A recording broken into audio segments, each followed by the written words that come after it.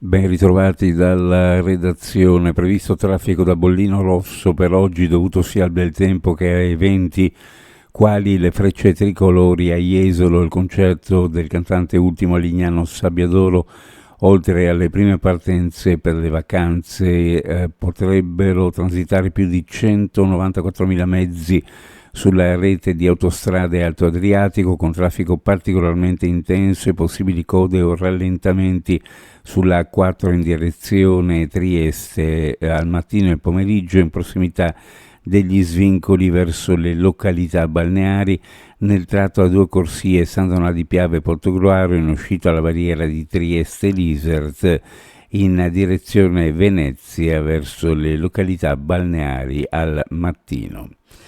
2 turisti sono stati ricoverati in ospedale per i danni riportati in un incidente a Dogna. Lo scontro ha avuto luogo al chilometro 189 della Pontebana in direzione Tarvisio, poco prima dello svincolo per il centro abitato.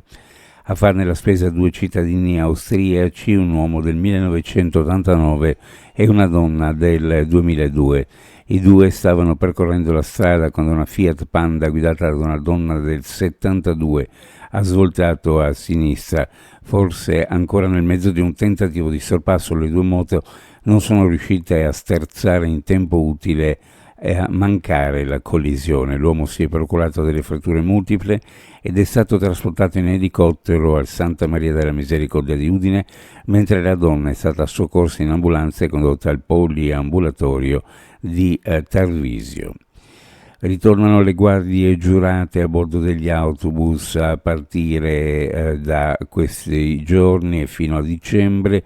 Trieste Trasporti riprende il servizio di vigilanza già sperimentato lo scorso anno. L'attività per la stagione estiva si concentra soprattutto sulle linee 6, 20 e 36. Il servizio finanziato dalla Regione con 145.000 euro ed erogato tramite il Comune di Trieste, garantito dalla Vedetta 2 Mondial Pole, selezionata con procedura pubblica. Dal 1 luglio al 3 agosto tutta l'area di Lignano Sabbiadoro, Udine compresa tra Via Latisana, Via Carso, Lungomare Manin, Lungomare Lignano, pista ciclabile, Via Sabbiadoro e tutto il tratto della Rinile antistante, queste località diverranno zone rosse. Lo ha deciso il Comitato per l'Ordine e la Sicurezza, presieduta dal prefetto di Udine Domenico Lione. Uno sguardo alle previsioni meteorologiche: oggi cielo in prevalenza sereno, poco nuvoloso, possibilità di qualche locale annuvolamento pomeridiano in montagna e sulla fascia orientale, venti di brezza, caldo in pianura, in quota con zero termico in risalita fino oltre i 5.000 metri.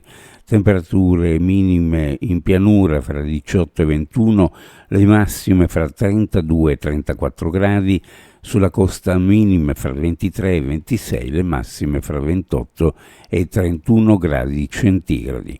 Previsioni a cura di ARPA e FVG Meteo. Ed è tutto per il momento con l'informazione, grazie per averci seguito, a più tardi.